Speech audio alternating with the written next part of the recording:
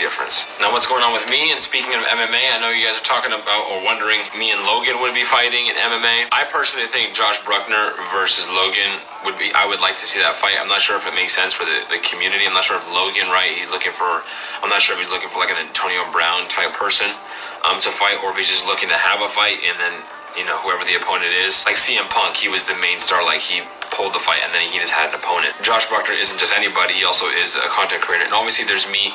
The big thing here is the weight difference. I mean, there's no way I could make 185, especially in MMA. I mean, in kickboxing, I've signed up for stuff and fought at 180 is the biggest I've ever fought at. Obviously the YouTube match, which the amateur boxing match with Overflow, we were bigger up until like the 190, but that was nowhere near like fight weight. PJ's a bigger dude, he walks around like 200 plus pounds, so I told him I'd get as heavy as I can, just so we can meet at a similar weight. I mean, I could fight at 155 if I really cut down, probably even at 145. That would be like my weight class in terms of my build. You know, when I am like weighing right now like 180 pounds, I feel like kind of heavy. So it's 180, 185 for me is like when I feel heavy. When I cut down to like regular body weight, walking around weight 175 is normal. So if my walk around weight is 175, I should be fighting at 155, 145. But cutting weight is nothing I ever want to do because I absolutely hate it. But then the other part of me is like, well, if they offered you a lot of money and to be a crazy event and to be a part of history, would I do it?